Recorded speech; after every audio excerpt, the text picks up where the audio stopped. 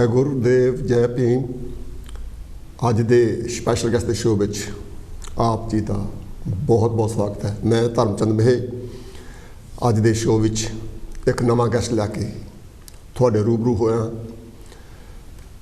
Special guest show ਦਾ ਜਿਹੜਾ concept ਹੈ, ਮੈਂ ਹਮੇਸ਼ਾ ਮੇਰੀ ਕੋਸ਼ਿਸ਼ ਹੁੰਦੀ ਹੈ ਕਿ ਮੈਂ ਕਿਸੇ ਇਹੋ ਜਿਹੇ ਗੈਸਟ ਨੂੰ ਲੈ ਕੇ ਆਵਾਂ, ਇਹੋ ਜਿਹੇ ਮਹਿਮਾਨ ਨੂੰ ਲੈ ਕੇ ਆਵਾਂ ਜਿਹਦੀ ਮਹਿਮਾਨ ਨਵਾਜ਼ੀ ਕਰਨ ਨੂੰ ਤੁਹਾਡਾ ਵੀ ਦਿਲ ਕਰੇ ਔਰ ਮੇਰਾ ਵੀ ਦਿਲ ਕਰੇ। ਅੱਜ ਜਿਹੜੇ ਸਪੈਸ਼ਲ ਗੈਸਟ ਦੇ ਸ਼ੋਅ ਵਿੱਚ ਮਹਿਮਾਨ ਬਣ ਕੇ ਆਏ ਹਨ, ਉਹਨਾਂ ਦੀ ਆਵਾਜ਼ ਦੀ ਬਹੁਤ ਸਾਰੀ ਦੁਨੀਆ ਕਾਇਲ ਹੈ, ਪਰ ਮੈਨੂੰ ਇਸ ਗੱਲ ਦਾ ਪਤਾ ਨਹੀਂ ਹੈ, ਉਹ ਤੁਸੀਂ ਜਾਣਦੇ ਹੋ ਕਿ ਤੁਸੀਂ ਉਹਨਾਂ ਦਾ ਚਿਹਰਾ ਕਿੰਨੀ ਵਾਰੀ ਦੇਖਿਆ। ਜਦੋਂ ਉਹ ਗੱਲ ਕਰਨਗੇ ਤਾਂ ਤੁਸੀਂ ਉਹਨਾਂ ਨੂੰ ਝੱਟ ਪਹਿਚਾਣ ਜਾਓਗੇ। ਹਾਲਾਤ ਦੇ ਮੁਤਾਬਕ ਮੈਂ ਇਹ ਤਾਂ ਨਹੀਂ ਦੱਸ ਸਕਦਾ ਕਿ ਉਹ ਕਿੱਥੇ ਕੰਮ ਕਰਦੇ ਹਨ, ਕਿਉਂਕਿ ਉਹ ਕੁਛ ਡਿਫੀਕਲਟੀਜ਼ ਹੁੰਦੀਆਂ, ਕੁਛ ਪ੍ਰੋਬਲਮਸ ਹੋ ਸਕਦੀ ਹੈ, ਇਸ ਕਰਕੇ ਆਪਾਂ ਉਸ ਫੀਲਡ ਦਾ ਜ਼ਿਕਰ ਨਹੀਂ ਕਰਨਾ। ਲੇਕਿਨ ਆਵਾਜ਼ ਦੀ ਦੁਨੀਆ ਵਿੱਚ, ਮੀਡੀਆ ਵਿੱਚ ਜਿੱਥੇ ਆਵਾਜ਼ ਸੁਣੀ ਜਾਂਦੀ ਹੈ, ਉੱਥੇ ਇਸ ਸ਼ਖਸ ਦਾ ਬਹੁਤ ਉੱਚਾ ਨਾਮ ਹੈ ਔਰ ਬਹੁਤ ਉੱਚਾ ਮਕਾਮ ਹੈ। ਕੁਛ ਦਿਨ ਹੋਏ ਇੱਕ ਮਹਿਫਲ ਵਿੱਚ ਮੇਰੀ ਇਸ ਅੱਜ ਦੇ ਮਹਿਮਾਨ ਨਾਲ ਮੁਲਾਕਾਤ ਹੋਈ ਅਤੇ ਮੈਂ ਵੈਸੇ ਚਾਹੁੰਦਾ ਕਾਫੀ ਚਿਰ ਤੋਂ ਸੀ ਕਿ ਇਹਨਾਂ ਨਾਲ ਕਿਤੇ ਮੁਲਾਕਾਤ ਹੋਵੇ, ਕਿਉਂਕਿ ਮੈਂ ਆਪ ਵੀ ਇਹਨਾਂ ਦੀ ਆਵਾਜ਼ ਦਾ ਬਹੁਤ ਕਾਇਲ ਹਾਂ। ਜਿਸ ਤਰ੍ਹਾਂ ਇਹ ਪੰਜਾਬੀ ਨੂੰ ਜਾਂ ਉਰਦੂ ਨੂੰ ਬਿਆਨ ਕਰਦੇ ਹਨ, ਉਹਦੀ ਮਿਸਾਲ ਤੁਸੀਂ ਅੱਜ ਖੁਦ ਸੁਣੋਗੇ। ਅੱਜ ਜਿੱਥੇ ਆਪਾਂ ਉਹਦੀ ਜ਼ਿੰਦਗੀ ਦੀਆਂ, ਉਹਨਾਂ ਦੀ ਜ਼ਿੰਦਗੀ ਕਿੱਦਾਂ ਗੁਜ਼ਰੀ, ਕਿੱਦਾਂ ਉਹ ਗਰੋਨ ਅਪ ਹੋਏ, ਕਿੱਦਾਂ ਉਹਨਾਂ ਨੇ ਕਿਹੜੀਆਂ ਕਿਹੜੀਆਂ ਮੁਸ਼ਕਲਾਂ ਨੂੰ ਤੈਅ ਕਰਕੇ ਆਪਣੀ ਮੰਜ਼ਿਲ ਤੱਕ ਪਹੁੰਚੇ ਹੋ, ਜਿੱਥੇ ਉਹਨੇ ਇਹ ਬਿਆਨ ਕਰਨਾ, ਨਾਲ ਉਹਨਾਂ ਦੇ ਕੋਲੋਂ ਕੁਛ ਉਹਨਾਂ ਦੀ ਆਪਣੀ ਸ਼ਾਇਰੀ, ਕੁਛ ਦੂਜੇ ਮਹਾਨ ਸ਼ਾਇਰਾਂ ਦੀ ਸ਼ਾਇਰੀ ਜਿਹਨਾਂ ਦੇ ਨਾਮ ਤੁਸੀਂ ਖੁਦ ਜਾਣਦੇ ਵੀ ਹੋਵੋਗੇ, ਇਹ ਕਰਾਂਗੇ। ਖਾਸ ਤੌਰ 'ਤੇ ਅੱਜ ਦਾ ਜਿਹੜਾ ਮਕਸਦ ਇਹ ਹੈ ਕਿ ਇਹਨਾਂ ਨੂੰ ਤੁਹਾਡੇ ਰੂਬਰੂ ਕਰਨਾ ਮੈਂ ਆਪਣੀ ਖੁਸ਼ਕਿਸਮਤੀ ਵੀ ਸਮਝਦਾ, ਕਿਉਂਕਿ ਜਿਹੜਾ ਬੰਦਾ ਬਹੁਤ ਮਸ਼ਹੂਰ ਹੋਵੇ, ਜਿਹਦਾ ਨਾਂ ਦੁਨੀਆ ਵਿੱਚ ਮਕਬੂਲ ਹੋ ਜਾਏ, ਉਹਨਾਂ ਨੂੰ ਤੁਸੀਂ ਆਪਣੇ ਸ਼ੋਅ ਵਿੱਚ ਲੈ ਕੇ ਆਉਣਾ ਇੱਕ ਮੁਸ਼ਕਿਲ ਹੁੰਦੀ ਹੈ। ਲੇਕਿਨ ਇਸ ਮੇਰੇ ਵੀਰ ਨੇ ਮੇਰੇ ਇੱਕ ਵਾਰੀ ਕਹਿਣ 'ਤੇ ਕਹਿੰਦੇ ਕਿ ਨਹੀਂ ਕੋਈ ਨਹੀਂ ਧਰਮਚੰਦ ਜੀ, ਤੁਸੀਂ ਚਾਹੁੰਦੇ ਹੋ ਮੈਂ ਜ਼ਰੂਰ ਆਵਾਂਗਾ, ਅਤੇ ਅੱਜ ਮੈਂ ਇਹਨਾਂ ਨੂੰ ਰੂਬਰੂ ਕਰਕੇ ਖੁਸ਼ੀ ਮਹਿਸੂਸ ਕਰਨਾ। ਆਓ ਆਪਾਂ ਮਿਲਦੇ ਹਾਂ, ਪਹਿਲਾਂ ਉਹਨਾਂ ਦਾ ਖੈਰ ਮਕਦਮ ਕਰੀਏ। ਖਾਲਿਲ ਅਹਿਮਦ ਸਾਹਿਬ, ਖਾਲਿਲ ਜੀ ਤੁਹਾਡਾ ਬਹੁਤ ਬਹੁਤ ਸਵਾਗਤ ਹੈ, ਵੈਲਕਮ। ਬਹੁਤ ਸ਼ੁਕਰੀਆ ਜੀ, ਗੁੱਡ ਮੋਰਨਿੰਗ ਤੁਹਾਨੂੰ ਵੀ, ਅਤੇ ਤੁਹਾਡੇ ਜਿਹੜੇ ਸਾਰੇ ਵਿਊਅਰਸ ਨੇ ਉਹਨਾਂ ਸਾਰਿਆਂ ਨੂੰ ਅਸੀਂ ਗੁੱਡ ਮੋਰਨਿੰਗ ਕਹਿੰਦੇ ਹਾਂ। ਥੈਂਕ ਯੂ ਵੈਰੀ ਮਚ ਜਨਾਬ, ਬਹੁਤ ਮੁਹੱਬਤ ਤੁਸੀਂ ਸਾਨੂੰ ਇਨਵਾਈਟ ਕੀਤਾ। ਅਸੀਂ ਦੂਜੀ ਵਾਰੀ ਆਇਆ ਮੈਂ ਕਾਂਚੀ TV 'ਤੇ, ਇੱਕ ਵਾਰੀ ਅੱਗੇ ਮੈਂ ਸ਼ਹਿਜ਼ਾਦ ਇਕਬਾਲ ਸਾਹਿਬ ਦੇ ਪ੍ਰੋਗਰਾਮ 'ਚ ਆਇਆ ਸੀ, ਕਲੀਨ 에ਅਰ ਜ਼ੋਨ 'ਤੇ ਅਸੀਂ ਦੋਨਾਂ ਨੇ ਜਿਹੜੇ ਨਾ ਗੱਲਬਾਤ ਕੀਤੀ ਸੀਗੀ। ਤੁਹਾਡਾ ਬਹੁਤ ਬਹੁਤ ਸਵਾਗਤ ਹੈ ਸਪੈਸ਼ਲ ਗੈਸਟ ਵਿੱਚ। ਅਤੇ ਅਸੀਂ ਕਾਂਚੀ TV ਵੱਲੋਂ ਮੈਂ ਤੁਹਾਡਾ ਜਿੱਥੇ ਖੈਰ ਮਕਦਮ ਕਰਦਾ, ਸਵਾਗਤ ਕਰਦਾ ਉੱਥੇ, ਕਿ ਆਪਾਂ ਅੱਜ ਦੀ ਜਿਹੜੀ ਗੱਲਬਾਤ ਹੈ ਇਹਦੇ ਵਿੱਚ ਜ਼ਿਆਦਾ ਤੌਰ 'ਤੇ ਆਪਾਂ ਕਿ ਕਿਉਂਕਿ ਕਿਸੇ ਵੀ ਇਨਸਾਨ ਨੂੰ ਕਿਸੇ ਮੁਕਾਮ 'ਤੇ ਪਹੁੰਚਣ ਲਈ ਬੜੀ ਮਿਹਨਤ ਕਰਨੀ ਪੈਂਦੀ ਹੈ। ਜੀ ਜੀ ਬਿਲਕੁਲ। ਅੱਜ ਆਵਾਜ਼ ਦੀ ਦੁਨੀਆ ਵਿੱਚ ਤੁਹਾਨੂੰ ਲੱਖਾਂ ਦੀ ਤਾਦਾਦ ਲੋਕ ਸੁਣਦੇ ਆ, ਬਹੁਤ ਵੱਡਾ ਮਕਾਨ ਹੈ, ਰੱਬ ਦਾ ਕਰਮ ਹੈ, ਬੰਦਿਆਂ ਦਾ ਪਿਆਰ ਹੈ। ਜੀ ਜੀ, ਪਹਿਲਾਂ ਤੁਸੀਂ ਇਹ ਜਾਣਦੇ ਕਿ ਤੁਹਾਡਾ ਜਿਹੜਾ ਬਚਪਨ ਹੈ ਕਿੱਦਾਂ ਗੁਜ਼ਰਿਆ, ਕਿੱਥੇ ਤੁਸੀਂ ਪੈਦਾ ਹੋਏ, ਕਿੱਦਾਂ ਪਲੇ, ਐਜੂਕੇਸ਼ਨ? ਪੰਜਾਬ, ਪਾਕਿਸਤਾਨੀ ਪੰਜਾਬ ਦਾ ਸ਼ਹਿਰ ਹੈ ਜੇਹਲਮ। ਠੀਕ ਹੈ। ਜੇਹਲਮ ਦੀ ਇੱਕ ਤਹਿਸੀਲ ਹੈ ਦੀਨਾ। ਠੀਕ ਹੈ। ਸ਼ਹਿਰ ਹੈ ਉਹ ਵੀ, ਉੱਥੇ ਹੀ ਪੈਦਾ ਹੋਇਆ ਮੈਂ, ਤਾਲੀਮੀ ਸਾਰੀ ਉੱਥੇ ਹਾਸਿਲ ਕੀਤੀ ਅਤੇ ਗ੍ਰੈਜੂਏਸ਼ਨ ਕੀਤੀ ਮੈਂ ਪਾਕਿਸਤਾਨ 'ਚੋਂ। ਪਹਿਲਾਂ ਉੱਥੇ ਆਪਣੇ ਸ਼ਹਿਰ 'ਚ ਹੀ ਪ੍ਰਾਇਮਰੀ, ਮਿਡਲ ਔਰ ਹਾਈ, ਫਿਰ ਸਾਡੇ ਜੇਹਲਮ ਸ਼ਹਿਰ 'ਚ, ਵੱਡਾ ਸ਼ਹਿਰ ਹੈ ਜੇਹਲਮ, ਮਸ਼ਹੂਰ ਸ਼ਹਿਰ ਹੈ, ਰਾਜਾ ਪੋਰਸ ਉੱਥੇ ਦਾ ਸੀ, ਉਸ ਦੀ ਵਜ੍ਹਾ ਤੋਂ ਬੜਾ ਮਸ਼ਹੂਰ ਸ਼ਹਿਰ ਹੈ ਜੇਹਲਮ ਸ਼ਹਿਰ 'ਚ। ਉੱਥੋਂ ਗ੍ਰੈਜੂਏਸ਼ਨ ਕੀਤੀ, ਗ੍ਰੈਜੂਏਸ਼ਨ ਕਰਦੇ ਸਾਥ ਹੀ ਫਿਰ ਸ਼ਾਦੀ ਹੋ ਗਈ, ਤਾਂ ਉਸੇ ਸਾਲ ਇੱਥੇ ਆ ਗਏ। ਠੀਕ ਹੈ। ਕਿਹੜੇ ਸਾਲ ਜਿੱਥੇ ਆਏ ਸੀ? ਮੈਂ 93 'ਚ ਆ ਗਿਆ ਸੀ। 93 'ਚ ਇੱਥੇ? ਜੀ। ਅੱਛਾ, ਪਾਕਿਸਤਾਨ 'ਚੋਂ ਪੜ੍ਹ ਕੇ ਤੁਸੀਂ ਜਿਸ ਲਈ ਇੰਗਲੈਂਡ ਆਏ, ਇੰਗਲੈਂਡ ਵਿੱਚ ਆ ਕੇ ਤੁਹਾਨੂੰ ਕਿੱਦਾਂ ਲੱਗਾ ਇੱਥੇ ਆ ਕੇ ਸੈਟਲ ਹੋਣ ਲਈ? ਕਿੰਨਾ ਕੁ ਫਰਕ ਲੱਗਾ ਪਾਕਿਸਤਾਨ ਦਾ? ਤੇ ਫਰਕ ਕਾਫੀ ਸੀ। ਇਹ ਸੁਸਾਇਟੀ ਜਿਹੜੀ ਹੈ ਬੜੀ ਹਾਈ ਸੁਸਾਇਟੀ ਹੈ, इन्हां दे तौर तरीके डिफरेंट है, पैटर्न ऑफ लाइफ डिफरेंट है। थोड़ा टाइम लगा मैनू, मैं कह दिया गया कि एटलीस्ट 2-3 साल मैनू लगे सैटल होने वास्ते, क्योंकि उत्थे दी जिहड़ा माहौल है वो थोड़ा डिफरेंट है, इत्थे दा माहौल डिफरेंट है, रहन सहन डिफरेंट है, गलबात बड़ा 3 साल तकरीबन मैनू लगे सैटल होने ते समझण लई, क्योंकि असीं उत्थे पाकिस्तान पढ़ी सी इंग्लिश, लेकिन इत्थे दा जिहड़ा एक्सेंट है उन्होंने समझना बात का थोड़ा मुश्किल होंदा सी, तो ਉਹਦੇ ਨਾਲ फेमिलियर होने नूं थोड़ा टाइम लग गया, लेकिन 3 साल अंदाजन मैनू लगे इत्थे। पहला उदास भी हुंदा, मां याद जी जी जी, बड़ी उदासी सी, बड़ी उदासी, मन ही नहीं सी इत्थे लगदा, मुश्किल दिल करदा सी ओए यार वापस टुर जाइए, लेकिन अच्छी सी बीवी जी अच्छी मिली, मेरे ससुराल वाले अच्छे सीगे, उन्हें बड़ा ताउन किया, तो दैन आई सैटल डाउन, ठीक हो गया काम। चलो इत्थे आके फिर तुसी कामकार शुरू किया अपना? जी जी। फिर कितना महसूस करते, क्योंकि आप साडे अपने मुल्कों में जिहड़ा काम वो थोड़ा डिफरेंट टाइप का, थोड़ा बखरे, इत्थे आके तुसी जिहड़ी अपनी जिंदगी नूं शुरुआत की, स्टार्ट ऑफ योर लाइफ जिहड़ा सी वो किस तरह तुसी कीता, किदां दी जॉब की? पहला सब तो पहला तो एक फैक्ट्री सी, जिसले मैं आया अपने ससुराल दे शहर मैनचेस्टर हुंदा सी, मैं ओल्डम एक छोटा जिहा टाउन है, उत्थे एक फैक्ट्री सी, उत्थे काम कीता। उस तो बाद फिर अंकल मेरे ने इत्थे रेस्टोरेंट लै लिया अपना, तो असीं इत्थे आ गए, बर्मिंघम मूव हो गए, फिर रेस्टोरेंट 4-5 साल काम किया, सैटल्ड हो गया। फिर मेरे एक दोस्त सी आमिर कियानी साहब, उन्हें अखबार अपनी निकाली, तो अखबार नाल फिर लगा, फिर जिहड़ा ना आस्ता आस्ता मीडिया च मैनू जिहड़ा ना शौक हो गया इसका, अखबार तो इत्थों फिर शुरू किया। ठीक है, जिहड़े मीडिया विच तुसीं जो आए, क्योंकि एक फैक्ट्री चों उठ के मीडिया में जाना, क्योंकि मीडिया बहुत स्टडी मंगता है। जी जी। और तुहानू लिखण का तजर्बा होना चाहिए, तुहानू पढ़न का तजर्बा होना चाहिए, की पढ़ना ये भी तजर्बा होना चाहिए। तुसीं किदां सोचा मीडिया विच कि एडा बड़ा टास्क तो लग तुरे, किदां सोच? बड़ी इंटरेस्टिंग स्टोरी है। रेस्टोरेंट असीं काम करते सी ना, तो 95 चो ਤੁਹਾਡੀ ਕੁਝ ਜਿਸ ਤਰ੍ਹਾਂ ਤੁਸੀਂ ਕਿਹਾ ਕੁਝ ਤੁਹਾਡੀ ਮਜਬੂਰੀਆਂ ਨੇ ਕਿ ਰੇਡੀਓ ਵਗੈਰਾ ਦਾ ਨਾਂ ਨਹੀਂ ਲੈ ਸਕਦੇ, ਤਾਂ ਰੇਡੀਓ ਫੀਲਡ ਨਾਲ ਮੇਰਾ ਤਾਲੁਕ ਹੈ, ਤੇ ਹੋਇਆ ਇਸ ਤਰ੍ਹਾਂ ਸੀ ਕਿ ਅਸੀਂ ਜਾਂਦਿਆਂ ਵੀ ਤੇ ਵਾਪਸ ਆਉਂਦਿਆਂ ਵੀ ਰੇਡੀਓ ਸੁਣੀਦਾ ਸੀ। ਉਹਨਾਂ ਪ੍ਰੈਜ਼ੈਂਟਰਾਂ ਦੀ ਮੈਂ ਜਿਸ ਵੇਲੇ ਉਰਦੂ ਸੁਣੀ ਨਾ, ਮੈਨੂੰ ਬੜੀ ਅਜੀਬ ਜੀ ਲੱਗੇ, ਯਾਨੀ ਪ੍ਰੋਨਾਂਸੀਏਸ਼ਨ ਜਿਹੜੀ ਹੈ ਉਹਨਾਂ ਦੀ ਠੀਕ ਨਹੀਂ ਸੀਗੇ। ਯਾਰ ਇਹ ਬੰਦੇ ਹੀ ਪ੍ਰੈਜ਼ੈਂਟਰ ਨੇ, ਯਾਨੀ प्रोनाउंसिएशन ही नहीं सही, तो ये रेडियो से कम कर रहे हैं। तो आई थिंक क्योंकि मैं जो मेरे वालिद टीचर सी, तो पढ़न लिखण नाल मेरा बड़ा ताल्लुक सी, नाल अखबार नाल भी ऐसी थोड़ा बहुत, मैं कहा यार I think I can do better than that. ठीक है, मेरे जहन च आया, मैनू ये कॉन्फिडेंस सी, तो फिर मैं रेडियो से अप्लाई किया। खैर पहली बारी तो उन्होंने मैनू रिजेक्ट कर दिता नहीं, लेकिन उस तो बाद जेडे है उन्होंने कोई मैनेजर वगैरह चेंज होए, फिर दोबारा अप्लाई किया, तो फिर उन्हें इंटरव्यू लिया, ऑडिशन होया, इस तो बाद ट्रेनिंग हुई, तो फिर आ गया।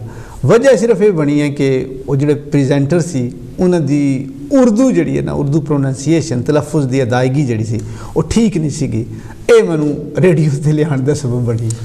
बहुत अच्छी गल है, क्योंकि जिहड़ा वैसे भी जिहड़ा मीडिया ये कंपटीशन है, हमेशा ही बंदा कोशिश करता कि मैं कुछ वखरा करना ताकि बाकियां नाल मेरा क्लैश ना हो। जी जी जी।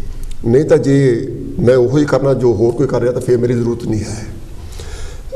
तुसीं जिहड़ा ये फैसला किया कि मैं आई कैन डू बैटर, तुसीं अपनी उर्दू नूं किद्दां शो किया भी I can speak better than them? मैं आन के जिसले बोलिया ना, सिर्फ कई बंदे होंदे आ कि सिर्फ गाना दसिया, गाने दे बोल दसे, तो जी किने गाया, म्यूजिक डायरैक्टर का नाम, ठीक है जरूरी है दसना, लेकिन उस दे नाल वो पंजाबी ज़बान थोड़ा कहते सानू गाने दे बोल लैके ना थोड़ा चस्का लाना जिहड़ा ना वो शुरू किया। आहिस्ता आहिस्ता फिर जनाब कुछ मैं फीचर नए जिहड़े ना मुतारिफ किए। एक मेरा एक बड़ा मशहूर फीचर है बैंक हॉलीडे मंडे में करदा, उस हवाले नाल काफ़ी लोग सानू जानते हैं। इंग्लिश कंपटीशन 2 मिनट की गुफ्तगू करनी है, तुसी उन्हें 2 मिनटां च कोई तुसी इंग्लिश का वर्ड नहीं यूज़ करना, ईवन तुसी मिनट जिहड़ा ना मिनट भी नहीं कह सकते, कार नहीं कह सकते। तो वो फीचर मैंने 2005 में शुरू किया सी, तो बड़ा पॉपुलर होया। Still I am doing that on bank holiday Monday. दिसंबर आ गया, बैंक हॉलीडे मंडे होएगा, तो उस बड़ी लोग दिलचस्पी लेंदे ने। इस तो इलावा गाणियां दा एक फीचर सी असली नकली, ओरिजिनल सॉन्ग ते कॉपी सॉन्ग, वो शुरू किया। इस तो इलावा जिहड़ा और सी अपना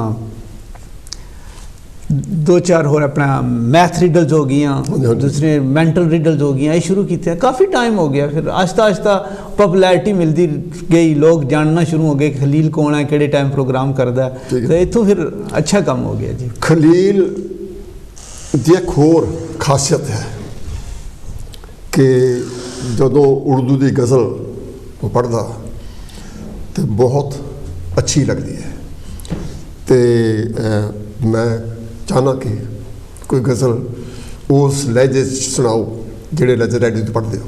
अच्छा, वो एक गज़ल है अब्बास ताबिश साहब दी है, अब्बास ताबिश साहब, वो उन्होंने दी गज़ल जी है ना, मैनू अच्छी भी लगती है, ज़ुबानी याद भी है, तो ਉਹਦੇ ਜਿਹੜੇ ਅਲਫਾਜ਼ ਹੈ ਉਹ ਬੜੇ ਗਹਿਰੇ ਅਲਫਾਜ਼ ਹੈ। वही ਤੁਹਾਨੂੰ ਸੁਣਾਉਂਦਾ ਮੈਂ ਕਿ दश्त में प्यास बुझाते हुए मर जाते हैं। वाह, दश्त में प्यास बुझाते हुए मर जाते हैं। दश्त मतलब है सहरा, जड़ा रेगिस्तान जिहा नहीं होंदा, उत्थे रेत ही रेत है। दश्त में प्यास बुझाते हुए मर जाते हैं, हम परिंदे कहीं जाते हुए मर जाते हैं। वाह, क्या बात। दश्त में प्यास बुझाते हुए मर जाते हैं, हम परिंदे कहीं जाते हुए मर जाते हैं, और घर पहुंचता है कोई और हमारे जैसा, हम तेरे शहर से जाते हुए मर जाते हैं। क्या बात है, मुकर्रर। घर पहुंचता है कोई और हमारे जैसा, हम तेरे शहर से जाते हुए मर जाते हैं, हम हैं सूखे हुए तालाब पे बैठे हुए हंस, हम हैं सूखे हुए तालाब पे बैठे हुए हंस, जो ताल्लुक को निभाते हुए मर जाते हैं। हंस का तो ये उन्हें तशबीह दी है कि हंस तो अपना जो तालाब है ना, कूंज जी होंगी है ना, तालाब जूं जूं सुकता है ना, कूंज उड़ जाती है, लेकिन हंस वो तालाब जिथे मच्छियाँ खाता है ना, उत्थे बैठा रहता। ईवन तालाब जोड़ा ना वो पांड सुक भी जाए, हंस उत्थों उड़ता नहीं है। यानी कि कुछ लोग ऐसे होंगे ने, अपना ताल्लुक ऐसे निभाते हैं कि दूजा बंदा अगर बेवफा भी है ना, फिर उन्हें ताल्लुक निभाना है। बिल्कुल। हम हैं सूखे हुए तालाब पे बैठे हुए हंस, जो ताल्लुक को निभाते हुए मर जाते हैं।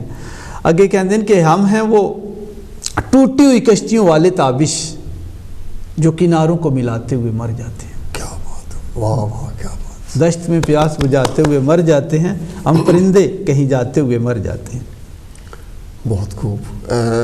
कदी कदी ਜਿਹੜੀ ਸ਼ਾਇਰੀ ਆ ਤੁਸੀਂ ਸੁਣਦੇ ਸੁਣਦੇ ਉਹਦੇ ਵਿੱਚ ਇੰਨਾ ਖੋ ਜਾਂਦੇ ਆ, ਉਹ ਕਦੋਂ ਖਤਮ ਹੋ ਗਈ ਉਹਦਾ ਪਤਾ ਵੀ ਨਹੀਂ ਲੱਗਦਾ। ਮੈਂ ਖੁਦ ਇਹ ਜਿਹੜੀ ਗਜ਼ਲ ਆ ਮੈਂ ਦੂਜੀ ਵਾਰੀ ਸੁਣੀ ਹੈ ਤੁਹਾਡੇ ਕੋਲ। ਹਾਂ ਬਿਲਕੁਲ, ਉੱਥੇ ਸਾਬਿਰ ਮਿਰਜ਼ਾ ਸਾਹਿਬ ਦੇ ਹਾਂਜੀ ਉੱਥੇ ਪ੍ਰੋਗਰਾਮ 'ਚ ਸੁਣਾਈ ਸੀ, ਉੱਥੇ ਵੀ ਸੁਣੀ ਸੀ, ਅਤੇ ਬਹੁਤ ਹੋਰ ਵੀ ਅੱਗੇ ਜਾ ਕੇ ਆਪਾਂ ਸੁਣਾਂਗੇ। ਜਦੋਂ ਤੁਸੀਂ ਰੇਡੀਓ 'ਤੇ ਪ੍ਰੋਗਰਾਮ ਕਰਦੇ ਹੋ, ਤੁਸੀਂ ਗਜ਼ਲ ਪਹਿਲਾਂ ਪ੍ਰਪੇਅਰ ਕਰ ਲੈਂਦੇ ਜਾਂ ਕਿਉਂਕਿ ਵਕਤ ਦੇ ਹਿਸਾਬ ਨਾਲ ਕਈ ਵਾਰੀ ਅਚਾਨਕ ਹਾਲਾਤ ਭੱਜ ਹੁੰਦੇ, ਕੋਈ ਟੈਲੀਫੋਨ ਕੋਲ ਆ ਜਾਂਦੀ ਹੈ, ਕਿ ਇੱਦਾਂ ਦੇ ਹਾਲਾਤ ਹੋ ਜਾਂਦੇ ਕਿ ਤੁਸੀਂ ਕਹਿੰਦੇ ਲਓ ਜੀ ਮੈਂ ਵੈਸੇ ਕੁਛ ਨਹੀਂ ਕਹਿਣਾ, ਗਜ਼ਲ ਤੁਹਾਡਾ ਮਸਲਾ ਹੱਲ ਹੋ ਜਾਏਗਾ। ਗਜ਼ਲ ਅਸਲ 'ਚ ਨਾ ਜਿਹੜੇ ਲਿਸਨਰਸ ਹੈ ਉਹ ਭੇਜਦੇ ਆ ਮੈਨੂੰ, ਉਹ ਆਪਣਾ ਫੇਸਬੁੱਕ 'ਤੇ ਆ ਜਾਂਦੀ ਹੈ, ਫੇਸਬੁੱਕ ਮੇਰਾ ਜਿਹੜਾ ਆਪਣਾ ਪ੍ਰੋਫਾਈਲ ਉਸ ਦੇ 'ਤੇ ਉਹ ਭੇਜਦੇ ਆ। ਐਵਰੀ ਥਰਸਡੇ ਅਸੀਂ ਪ੍ਰੋਗਰਾਮ ਕਰਦੇ, ਤਾਂ ਉਹਨਾਂ ਦੀਆਂ ਭੇਜੀਆਂ ਜਿਹੜਾ ਉਹਨਾਂ ਦਾ ਇੰਤਖਾਬ ਹੁੰਦਾ, ਉਹਨਾਂ ਦੀ ਚੋਇਸ ਹੁੰਦੀ, ਉਹ ਮੈਂ ਪੜ੍ਹ ਦੇਣਾ। ਪਹਿਲਾਂ ਦੇਖ ਲੈਂਦਾ, ਥੋੜ੍ਹਾ ਬਹੁਤ ਦੇਖ ਲਈਦਾ ਕਿ ਕੋਈ ਜਿਹੜੇ ਨਾ ਲਫ਼ਜ਼ ਅੱਗੇ ਪਿੱਛੇ ਨਾ ਹੋ ਜਾਏ, ਕੋਈ ਪ੍ਰੋਨਾਂਸੀਏਸ਼ਨ ਜਿਹੜੀ ਗਲਤ ਨਾ ਹੋ ਜਾਏ, ਹੁਣ ਥੋੜ੍ਹਾ ਜਿਹਾ ਦੇਖ ਲਈਦਾ ਬੈਕਗਰਾਊਂਡ 'ਚ, ਅਤੇ ਫਿਰ ਆਨ ਏਅਰ ਪੜ੍ਹ ਲਈਦਾ ਜੀ। ਠੀਕ ਹੈ, ਠੀਕ ਹੈ। ਅੱਛਾ, ਤੁਹਾਨੂੰ ਹੁਣ ਕਾਫੀ ਚਿਰ ਹੋ ਗਿਆ ਮੀਡੀਆ ਵਿੱਚ ਕੰਮ ਕਰਦਿਆਂ ਨੂੰ। ਮੀਡੀਆ ਵਿੱਚ ਕੰਮ ਕਰਦਿਆਂ ਤੁਹਾਨੂੰ ਕੋਈ ਦਿੱਕਤ, ਕੋਈ ਡਿਫੀਕਲਟੀ ਆਉਂਦੀ ਹੋਵੇ? ਕੋਈ ਖਾਸ ਨਹੀਂ, ਮੈਨੂੰ ਕਦੇ ਕੋਈ ਪੇਸ਼ ਨਹੀਂ ਆਈ। ਬੜੇ ਖੁਸ਼ ਹੋ? ਬਿਲਕੁਲ ਖੁਸ਼ਬਾਸ਼। ਠੀਕ ਹੈ। ਕਦੀ ਕਦੀ ਇੱਦਾਂ ਵੀ ਹੁੰਦਾ, ਇੱਕ ਦੋ ਵਾਰੀ ਮੈਂ ਖੁਦ ਸੁਣਿਆ ਕਿ ਬਈ ਕਈ ਜਿਹੜੇ ਕਾਲਰ ਹੈਗੇ ਆ ਉਹ ਬਦਤਮੀਜ਼ੀ ਵੀ ਕਰ ਜਾਂਦੇ, ਕਈਆਂ ਦੀ ਆਪਣੀ ਜਾਤੀ ਰੰਜਿਸ਼ ਹੁੰਦੀ ਹੈ ਪ੍ਰੈਜ਼ੈਂਟਰ ਦੇ ਨਾਲ, ਉਹ ਟੈਲੀਫੋਨ ਕਰਕੇ, ਉਹਨੂੰ ਤੁਸੀਂ ਕਿੱਦਾਂ ਹੈਂਡਲ ਕਰਦੇ ਹੋ? वैसे सो फार मेरा एक्सपीरियंस बड़ा अच्छा रहा, ऑन एयर या ऑफ एयर कदे ऐसा कोई मसला पेश नहीं आया। हाँ, अगर कोई आ जाए तो किसी को प्यार नाल समझाईदा, कोई काम डाउन। मसलन कई लोग होंगे है कि दूजे प्रेजेंटर का कह के उन्हें जनाब यह किया, उन्हें यह किया, मैं कहता हूँ कि यार देखो that's between him and you और between management, this got nothing to do with me. मैं उसके बारे कुछ नहीं कर सकता। मैं मसलन कोई शिकायत करदा किसी जूनियर प्रेजेंटर की या सीनियर प्रेजेंटर की, ਮੈਂ ਨੋਟ ਕੀਤਾ ਹੈ ਕਿ ਅਗਰ ਜੂਨੀਅਰ ਜਾਂ ਸੀਨੀਅਰ ਪ੍ਰੈਜ਼ੈਂਟਰ ਨੂੰ ਤੁਸੀਂ ਦੱਸੋ ਨਾ ਯਾਰ ਤੇਰੀ ਉਹ ਸ਼ਿਕਾਇਤ ਆਈ ਹੈ, ਤਾਂ ਉਹ ਬੰਦਾ ਉਹਨੂੰ ਕਦੇ ਪੋਜ਼ੀਟਿਵਲੀ ਨਹੀਂ ਰਹੇਗਾ। ਉਹ ਕਹੇਗਾ ਉਹ ਹੀ ਇਜ਼ ਗੈਟਿੰਗ ਜੈਲਸ ਆਫ ਮੀ, ਉਹਨੂੰ ਜੈਲਸੀ ਸਮਝੇਗਾ, ਕਹਿੰਦਾ ਮੈਂ ਕੋਲੂ ਨੇ ਬਣਾ ਲਈ। ਤਾਂ ਮੈਂ ਕਹਿੰਦਾ ਨਾ ਯਾਰ please don't talk to me, talk to management, talk to that presenter, ਤੁਹਾਡਾ ਉਹ ਮਸਲਾ ਹੱਲ ਕਰ ਦੇ। ਐਗਜ਼ੈਕਟਲੀ ਇਹੀ ਜਿਹੜਾ ਮੇਰਾ ਪਹਿਲਾ ਸਵਾਲ ਸੀ, ਇਹੀ ਸੀ ਮੇਰੇ ਕਹਿਣ ਦਾ ਮਤਲਬ ਕਿ ਜਦੋਂ ਤੁਸੀਂ ਕੰਮ ਕਰਦੇ ਆ, ਕਿਉਂਕਿ ਥੋੜ੍ਹਾ ਬਹੁਤ ਕੰਪੀਟੀਸ਼ਨ ਹੁੰਦਾ ਹੈ ਆਪਸ ਵਿੱਚ। ਜੀ ਜੀ ਜੀ, ਤੁਸੀਂ ਚਾਹੁੰਦੇ ਹੋ ਕਿ ਜੇ ਬਾਕੀ ਨਾਲ ਮੇਰਾ ਪ੍ਰੋਗਰਾਮ ਜ਼ਿਆਦਾ ਪਪੂਲਰ ਹੋਵੇ, ਤੁਸੀਂ ਨਵਾਂ ਕੁਝ ਲੈ ਕੇ ਆਉਣਾ। ਅਤੇ ਜਦੋਂ ਮੈਂ ਸ਼ੁਰੂ ਕੀਤਾ ਸੀਗਾ ਸਪੈਸ਼ਲ ਗੈਸਟ ਸ਼ੋ, ਮੇਰੇ ਵਿੱਚ ਵੀ ਇਹੀ ਸੋਚ ਸੀ ਕਿ ਮੈਂ ਕੁਝ ਕਰਾਂ ਜਿਹੜੇ ਬਾਕੀ ਨਹੀਂ ਕਰ ਰਹੇ। ਸਹੀ, ਬਿਲਕੁਲ ਥੋੜ੍ਹਾ ਜਿਹਾ ਡਿਫਰੈਂਟ ਹੋਣਾ ਚਾਹੀਦਾ। ਡਿਫਰੈਂਟ। ਹੁਣ ਮੇਰੇ ਕੋਲ ਸ਼ਾਇਰ ਵੀ ਆਉਂਦੇ ਆ, ਗਾਇਕ ਵੀ ਆਉਂਦੇ ਆ, ਜਰਨਲਿਸਟ ਵੀ ਆਉਂਦੇ ਆ, ਪੋਲੀਟੀਸ਼ੀਅਨ ਵੀ ਆਉਂਦੇ ਆ, ਸਮਥਿੰਗ ਡਿਫਰੈਂਟ। ਉਹਦੇ ਨਾਲ ਮੈਨੂੰ ਪਰਸਨਲ ਤੌਰ 'ਤੇ ਬੜਾ ਫਾਇਦਾ ਕਿ ਮੈਂ ਹਰ ਬੰਦੇ ਦੇ ਬਾਰੇ ਮੈਂ ਜਾਣਦਾ। ਤੁਹਾਨੂੰ ਮਿਲਿਆ, ਕੁਝ ਗੱਲਾਂ ਮੈਨੂੰ ਤੁਹਾਡੇ ਬਾਰੇ ਪਤਾ ਸੀ, ਕੁਝ ਨਹੀਂ ਸੀ ਪਤਾ, ਲੇਕਿਨ ਮੈਂ ਤੁਹਾਨੂੰ ਜਿੰਨਾ ਕੁ ਮੈਂ ਫੋਲੋ ਕਰ ਸਕਦਾ ਸੀ ਮੈਂ ਕੀਤਾ। ਠੀਕ।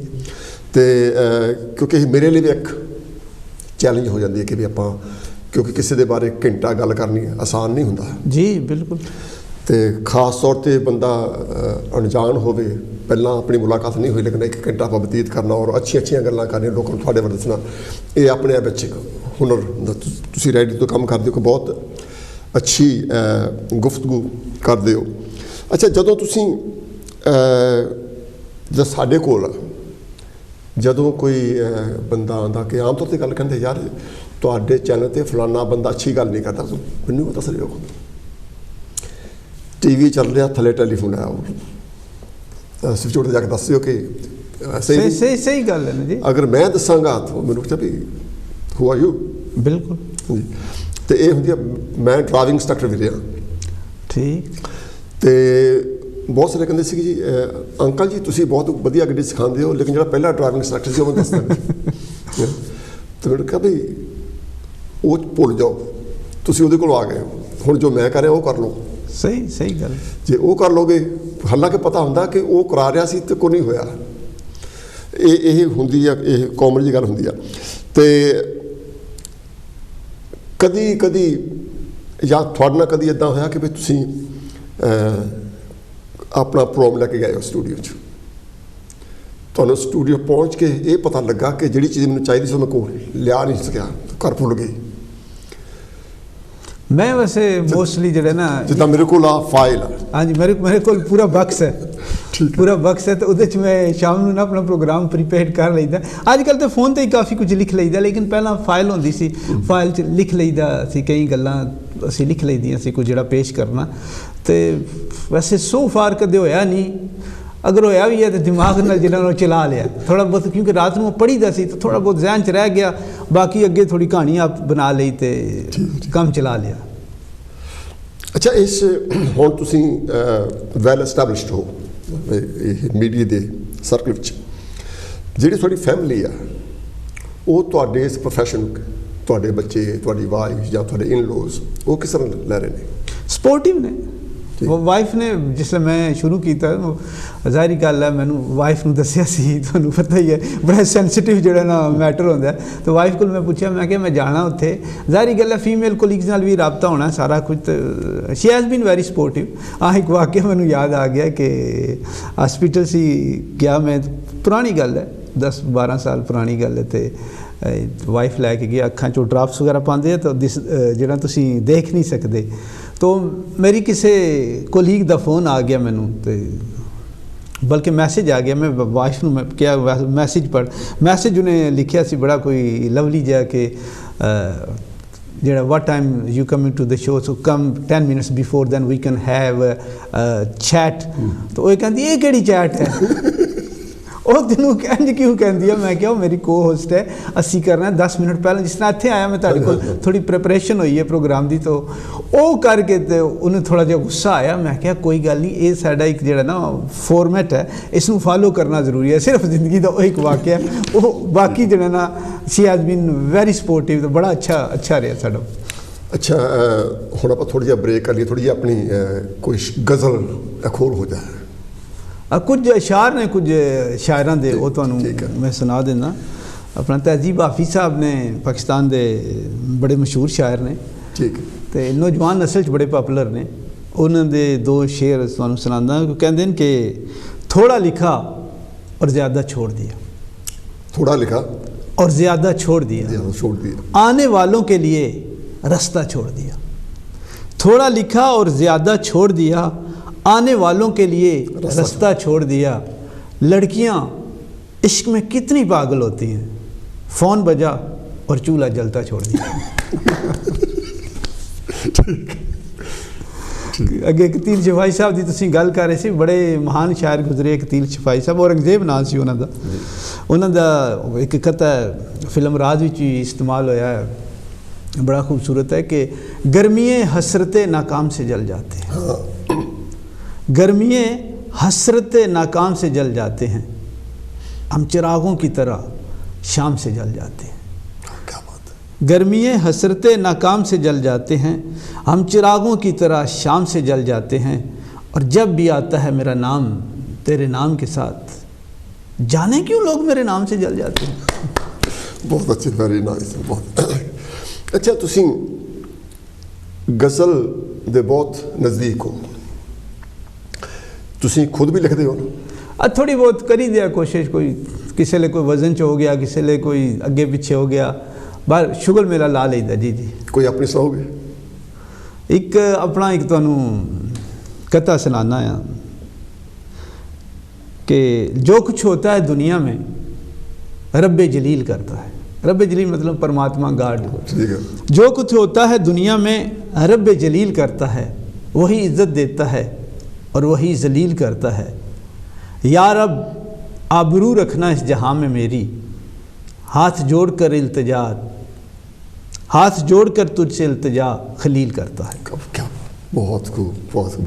अच्छा, तुसी ਜਿਹੜੀ ਉਰਦੂ ਦੀ ਤੁਹਾਡੀ, ਜਿੱਦਾਂ ਮੈਂ ਸ਼ੁਰੂ ਵਿੱਚ ਗੱਲ ਸੀ, ਉਰਦੂ ਦੀ ਜਿਹੜੀ ਪ੍ਰੋਨਾਂਸੀਏਸ਼ਨ ਹੈ ਬਹੁਤ ਖੂਬਸੂਰਤ ਹੈ, ਔਰ ਜਿਹੜਾ ਵੀ ਬੰਦਾ ਉਰਦੂ ਨੂੰ ਸਹੀ ਤਰ੍ਹਾਂ ਬੋਲਦਾ ਉਹਦੇ ਵਿੱਚ ਬੜੀ ਮਿਠਾਸ ਹੁੰਦੀ ਹੈ, ਬੜੀ ਮੁਹੱਬਤ ਹੁੰਦੀ ਹੈ। आप कैसे हैं? कैसे मिजाजे ग्रामी आपके? जी जी। तो वो बड़ा चंगा लगा, जी गज़ल दी अगर प्रोनाउंसिएशन सही नहीं, तुसी शेर भी नहीं पढ़ सकते, गा भी नहीं सकते। गज़ल गायकी विच कुछ बाकमाल नाम ने, तुसी किहनूं ज़्यादा तहजीन दे, किहनूं ज़्यादा पसंद करते हो गज़ल गायकी विच? गज़ल गायकी बेशुमार गज़ल गायक ने, सारे अच्छे गाए ने, लेकिन 2-4 ਜਿਹੜੇ ਮੈਨੂੰ ਬਜ਼ਾਤੇ ਖੁਦ ਪਸੰਦ ਨੇ, ਜਿਨ੍ਹਾਂ ਨੂੰ ਮੈਂ ਸੁਣਦਾ ਔਰ ਬੜਾ ਅੱਛਾ ਮਹਿਸੂਸ ਕਰਦਾ। ਜਗਜੀਤ ਜੀ, ਜਗਜੀਤ ਸਿੰਘ ਜੀ ਬਹੁਤ ਅੱਛਾ ਗਾਉਂਦੇ ਆ। ਮਹਿਦੀ ਹਸਨ ਸਾਹਿਬ, ਗੁਲਾਮ ਅਲੀ ਜੀ, ਮੈਡਮ ਨੂਰਜਾਨ ਜੀ, ਇਸ ਤੋਂ ਇਲਾਵਾ ਆਪਣਾ ਅਨੂਪ ਜਲੋਟਾ ਜੀ ਬੜੇ ਅੱਛੇ ਗਾਉਂਦੇ ਆ। ਇੱਕ ਹੋਰ ਹੈ ਆਪਣਾ ਇੰਡੀਅਨ ਸਿੰਗਰ ਹੈ, ਮੇਰੇ ਜ਼ਹਿਨ 'ਚ ਨਹੀਂ ਉਹਨਾਂ ਦਾ ਨਾਂ ਆ ਰਿਹਾ। ਇਹਨਾਂ ਦੀਆਂ ਗਜ਼ਲਾਂ ਜਿਹੜੀਆਂ ਆਪਣਾ ਮਿਤਾਲੀ ਤੇ ਉਹਨਾਂ ਨਾਲ ਜਿਹੜੇ ਹੁੰਦੇ ਆ, ਕੀ ਨਾਂ ਉਹਨਾਂ ਦਾ, ਉਹ ਦੋਏ ਮੈਨੂੰ ਵੀ ਭੁੱਲ ਗਿਆ ਨਾਮ, ਉਹ ਦੋਵੇਂ ਮਿਲ ਕੇ ਗਾਉਂਦੇ ਆ। ਹਾਂਜੀ ਹਾਂਜੀ ਹਾਂ ਜੀ। ਆਪਣਾ ਰਾਠੌਰ ਜੀ, ਕੀ ਨਾਂ ਉਹਨਾਂ ਦਾ, ਇੱਕ ਤਾਂ ਵਿਨੋਦ ਕੁਮਾਰ ਰਾਠੌਰ ਹੈ ਨਾ, ਦੂਜੇ ਜਿਹੜੇ ਰਾਠੌਰ ਹੈ ਉਹ बस रूप कुमार राठौर जी। हाँ जी, गज़ल गायकी में बहुत बड़े अच्छे गाते, बड़े अच्छे और इंसान भी बड़े अच्छे हैं। मुलाकात हुई मेरी उन्होंने, एक अनजान आदमी हमें सिर्फ रेडियो ते मिले, लेकिन इन्ने अच्छे तरीके नाल मिले कि दिल करदा बंदा दोबारा मिले। मैं उन्होंने 2 वारी मिलिया इत्थे, अनूप तबला बजाते से पहला। अच्छा अच्छा। तबले दे बहुत अच्छे फनकार ने। पहला वो पंकज उदास दे नाल तबला बजाते सी। पंकज जी, जी जी पंकज जी बिल्कुल गज़ल गाए। ਤੇ ਉਸ ਤੋਂ ਬਾਅਦ ਫਿਰ ਤਲਤ ਅਜੀਜ਼ ਉਹਦੇ ਨਾਲ ਵੀ, ਫਿਰ ਅਨੂਪ ਨਾਲ ਆਏ। ਇਹ 3 ਵਾਰੀ ਮੈਂ ਉਹਨੂੰ ਮਿਲੇ। ਠੀਕ ਠੀਕ ਠੀਕ। ਤੇ ਬਹੁਤ ਅੱਛੇ, ਲੇਕਿਨ ਉਦੋਂ ਗਾਉਣਾ ਉਹਨੇ ਬਾਅਦ ਸ਼ੁਰੂ ਕੀਤਾ, ਤੇ ਬੜੇ ਅੱਛੇ ਇਨਸਾਨ ਨੇ, ਬੜੇ ਵੱਡੇ ਫਨਕਾਰ ਨੇ। ਅੱਛਾ, ਅੱਜ ਕੱਲ੍ਹ ਗੁਲਾਮ ਅਲੀ ਬੇਸ਼ੱਕ ਨਹੀਂ ਗਾਉਂਦੇ, ਲੇਕਿਨ ਉਹਨਾਂ ਦਾ ਗਜ਼ਲ ਦੀ ਦੁਨੀਆ ਵਿੱਚ ਇੱਕ ਨਾਂ ਹੈ, ਬਹੁਤ ਵੱਡਾ ਨਾਂ ਹੈ, ਔਰ ਮੇਰਾ ਖਿਆਲ ਸ਼ਾਇਦ ਉਹ ਨਾਂ ਕਦੀ ਮਿਟ ਨਹੀਂ ਸਕੇਗਾ। ਉਹਨੇ ਗਜ਼ਲ ਨੂੰ ਇੰਨੀ ਪਪੂਲਰਿਟੀ ਦਿੱਤੀ, ਕਿਉਂਕਿ ਆਪਾਂ ਪਹਿਲਾਂ ਗੱਲ ਕਰ ਰਹੇ ਸੀ ਕਿ ਜਦੋਂ ਤੁਸੀਂ ਕੋਈ ਚੀਜ਼ ਕਰਦੇ ਹੋ ਆਪਣੇ ਹਿਸਾਬ ਦੇ ਨਾਲ, ਆਪਣੇ ਅੰਦਾਜ਼ ਦੇ ਵਿੱਚ, ਉਹਦੀ ਪਪੂਲਰਿਟੀ ਹੁੰਦੀ ਹੈ ਕਿ ਖਲੀਲ ਸਾਹਿਬ ਨੇ ਇਹ ਅੰਦਾਜ਼ ਅਪਣਾਇਆ, ਬਹੁਤ ਅੱਛਾ। ਜਗਜੀਤ ਸਿੰਘ ਹੁਣੀ, ਕਿਉਂਕਿ ਇਹ ਮਹਿਦੀ ਹਸਨ ਸਾਹਿਬ, ਜਗਜੀਤ ਸਿੰਘ, ਇਹ ਇੱਕੋ ਹੀ ਘਰਾਣੇ ਦੀ, ਇੱਕੋ ਹੀ ਸਟਾਈਲ ਦੇ ਗਵਈਏ ਹੋਏ ਆ। ਜਗਜੀਤ ਸਿੰਘ ਨੇ ਥੋੜ੍ਹਾ ਡਿਫਰੈਂਟ ਕਰਨ ਦੀ ਕੋਸ਼ਿਸ਼ ਕੀਤੀ, ਲੇਕਿਨ ਉਹ ਮਹਿੰਦੀ ਹਸਨ ਤੋਂ ਦੂਰ ਨਹੀਂ ਹੋ ਸਕੇ। ਸਹੀ। ਗੁਲਾਮ ਅਲੀ ਸਾਹਿਬ ਪਟਿਆਲਾ ਘਰਾਣੇ ਨੂੰ ਲੈ ਕੇ ਆਏ, ਉਹਨਾਂ ਨੇ ਬਹੁਤ ਇੱਕ ਗਜ਼ਲ ਨੂੰ ਗੀਤ ਦੀ ਤਰ੍ਹਾਂ ਵੀ ਗਾ ਕੇ ਦੇਖ ਲਿਆ ਉਹਨਾਂ ਨੇ। ਜੀ ਹਾਂ, ਡਿਫਰੈਂਟ ਤਜਰਬਾ ਕੀਤਾ ਬੜਾ ਕੀਤਾ, ਔਰ ਉਹ ਕਾਮਯਾਬ ਰਹੇ। ਉਹਨਾਂ ਦੇ ਪਿੱਛੇ ਟ੍ਰੇਨਿੰਗ ਬਹੁਤ ਸੀ। ਬੜੇ ਗੁਲਾਮ ਅਲੀ ਖਾਨ ਉਹ ਪਟਿਆਲਾ ਘਰਾਣੇ ਦੇ ਸੀਗੇ, ਫਿਰ ਉਹਨਾਂ ਦੇ ਛੋਟੇ ਭਾਈ, ਬਹੁਤ ਵੱਡਾ ਇੱਕ ਦੁਨੀਆ ਸੀ ਸੰਗੀਤ ਦੀ ਜਿੱਥੇ ਉਹ ਰਹੇ। ਅਤੇ ਜਦੋਂ ਆਪਾਂ ਮਹਿੰਦੀ ਹਸਨ ਦੀ ਗੱਲ ਕਰਦੇ ਹਾਂ, ਮਹਿੰਦੀ ਹਸਨ ਸਾਹਿਬ ਦੀ ਸਭ ਤੋਂ ਤੁਹਾਡੇ ਨਜ਼ਦੀਕ ਗਜ਼ਲ ਕਿਹੜੀ ਹੈ? अहमद फराज की जी उन्हें गाई है, रंजिश ही सही दिल ही दुखाने के लिए आ, ठीक है, मुझे फिर छोड़ के जाने के लिए आ। बड़े अच्छे तरीके ने उन्हें गाई है, तो ये काफ़ी पसंद है मैनू। गुलाम अली साहब ने, गुलाम अली साहब जी, हंगामा है क्यों गरबा थोड़ी सी जो पी ली है, डाका तो नहीं डाला है, चोरी तो नहीं की है। वो एक शेर है मैनू बड़ा पसंद है, वो मैं अक्सर एग्जाम्पल देता होंदा कि वो कहते हैं इस मैच से नहीं मतलब जिससे दिल हो बेगाना, मकसूद है उस मैच से दिल ही में जो खिंचती है। यानी जी एक आम शराब है ना, ਇਹਦੇ ਨਾਲ ਮੈਨੂੰ ਕੋਈ ਮਤਲਬ ਨਹੀਂ, ਉਸ ਨਾਲ ਹੈ ਜਿਹੜੀ ਦਿਲ ਦੇ ਅੰਦਰ ਹੀ ਕਸ਼ੀਦ ਕੀਤੀ ਜਾਂਦੀ ਹੈ ਔਰ ਬੜੀ ਚੰਗੀ ਲੱਗਦੀ ਹੈ। ਇੱਕ ਹੋਰ ਹੈ ਇਸ ਦੇ ਅਕਬਰ ਅਲ ਆਬਾਦੀ ਦੇ ਸ਼ੇਰ ਨੇ ਕਿ ਨਾ ਤਜਰਬਾਕਾਰੀ से वाइज की ये बातें हैं, इस रंग को क्या जाने पूछो तो कभी पी है। मतलब यह है एक बंदे पीती ही नहीं है, मैं हूँ पींदा ही नहीं है, मैं ਤੁਹਾਨੂੰ ਕਹਾਂ धर्म साहब शराब ना पिया करो, चंगी चीज़ नहीं है, ये है वो है, ਤੁਸੀਂ कहना खलील कदे पीती है, मैं कहा नहीं पीती नहीं, तो फिर ਤੈਨੂੰ ਕੀ ਪਤਾ। तो मतलब यह कोई भी काम जो तुसी कीता नहीं है, ਤੁਹਾਨੂੰ ਪਤਾ ਹੀ ਨਹੀਂ, ਤੁਸੀਂ ਦੂਜੇ ਨੂੰ ਨਸੀਹਤ ਕਰ ਰਹੇ ਹੋ ਕਿ don't do this, don't do that, did you ever done this now, so why you telling other peoples. तो खुद उस तजुर्बे चो गुजरना ज़रूरी है, फिर तुसी दूजे ने कोई यार मैं कीता, been there I done it, so please don't do it, ये चंगी चीज़ नहीं। फिर बंदा कहता यार इन्हें कीता। एक ਇਹਦੇ ਨਾਲ ਰਲਦੀ ਮਿਲਦੀ ਸਟੋਰੀ ਆ ਇੱਕ ਕਿ ਕੋਈ ਔਰਤ ਆਪਣੇ ਬੱਚੇ ਨੂੰ ਲੈ ਕੇ ਕਿਸੇ ਪੀਰ ਕੋਲ ਗਈ। ਉਹ ਪੀਰ ਨੂੰ ਜਾ ਕੇ ਕਹਿੰਦੀ ਕਿ ਵੀ ਤੁਸੀਂ ਮੇਰੇ ਬੱਚੇ ਨੂੰ ਹਦਾਇਤ ਕਰੋ ਕਿ ਵੀ ਇਹ ਗੁੜ ਬਹੁਤ ਖਾਂਦਾ ਹੈ, ਗੁੜ ਨਾ ਖਾਇਆ ਕਰੇ। ਉਹ ਕਹਿੰਦਾ ਤੁਸੀਂ ਅੱਜ ਨਹੀਂ ਕਹਿਣਾ ਕੁਛ ਵੀ, ਅੱਜ ਤੁਸੀਂ ਜਿਹੜਾ ਕੰਮ ਕਰਨਾ ਉਹ ਕਰੋ, ਪਰਸੋਂ ਨੂੰ ਆਇਓ। ਉਹ ਪਰਸੋਂ ਨੂੰ ਗਈ। ਉਹ ਬੱਚੇ ਨੂੰ ਕਹਿੰਦਾ ਪੁੱਤਰ ਇੱਧਰ ਆਓ। ਬੇਟਾ ਕਹਿੰਦਾ ਗੁੜ नहीं खाना, गुड़ अच्छी चीज़ नहीं है, चाय के लिए थोड़ा ठीक है लेकिन गुड़ खाना शुगर हो सकती हूँ क्या। ठीक है। वो जी औरत से कहती कमाल की गल है, परसों भी कह सकते सी, परसों कह सकते सी, वो कहता परसों मैं भी खाता सी। सही गल है, गल मैं छोड़ दी हम दूजा दिन है तो उन्हें तां बिल्कुल ये उर्दू च कहते हैं तुहाडे कोलो फेल विच तजाद नहीं होना चाहिए। जे कुछ तुसी कहंदे हो करो, जे कुछ करदे हो वो कहो। यानी कोल मतलब कहना, फेल मतलब करना।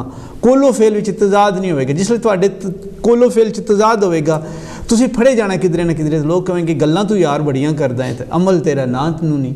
तो इस वास्ते बिल्कुल उन्होंने एग्जाम्पल बड़ी अच्छी दी है। उन्हें फिर पहला खुद छड्डिया, फिर नसीहत की कि चंगी चीज़ नहीं है, ज़रूरी है।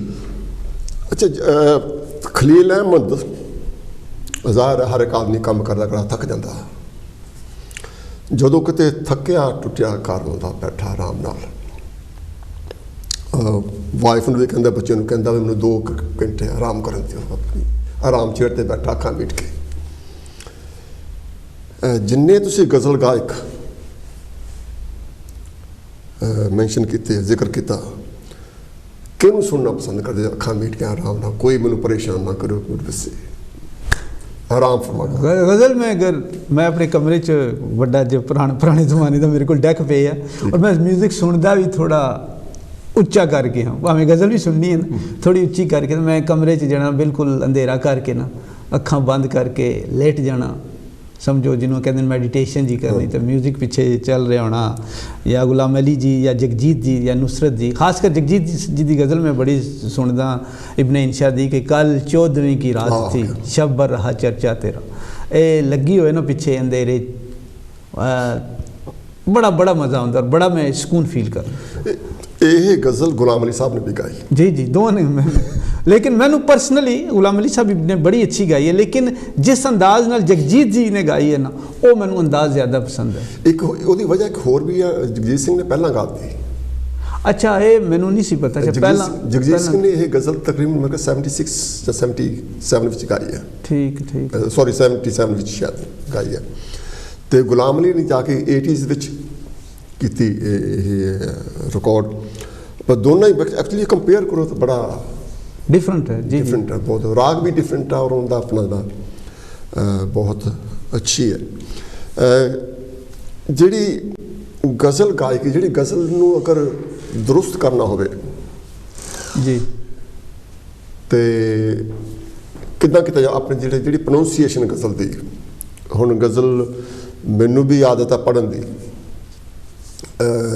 ਪਰ ਉਹਨਾਂ ਦੇ ਲਫ਼ਜ਼ ਆ ਕਈ ਵਾਰੀ ਉਹ ਕਹਿਣੇ ਨਹੀਂ ਆਉਂਦੇ, ਮੁਸ਼ਕਿਲ ਹੋ ਜਾਂਦੇ ਉਹ ਲਫ਼ਜ਼. ਇਹਨਾਂ ਦੀ ਜਿਹੜੀ ਪ੍ਰੋਨਾਂਸੀਏਸ਼ਨ ਕਿ ਉਰਦੂ ਲਿਖਣਾ ਆਉਣਾ ਜ਼ਰੂਰੀ ਆ ਸਹੀ ਪ੍ਰੋਨਾਂਸ ਕਰਨ ਵਾਸਤੇ, ਜਾਂ ਗਜ਼ਲ ਨੂੰ ਪੜ੍ਹਨਾ ਹੀ ਇਨਫ ਆ? ਪਹਿਲਾਂ ਗੱਲ ਹੈ ਤੁਹਾਡੀ ਸਟੱਡੀ ਹੋਣੀ ਚਾਹੀਦੀ ਹੈ, ਥੋੜ੍ਹੀ ਸਟੱਡੀ ਹੋਣੀ ਚਾਹੀਦੀ ਹੈ. ਵੀ ਤੁਸੀਂ ਜਿਸਲੇ ਤੁਸੀਂ ਅਸੀਂ ਆਪਣੀ ਉਹਨੂੰ ਕਹਿੰਦੇ ਆ ਮੁਤਾਲਾ ਕਰਨਾ, ਜਿਸਲੇ ਮੁਤਾਲਾ ਕਰਦੇ ਹੋ ਨਾ ਤੁਸੀਂ ਪੜ੍ਹਦੇ ਹੋ.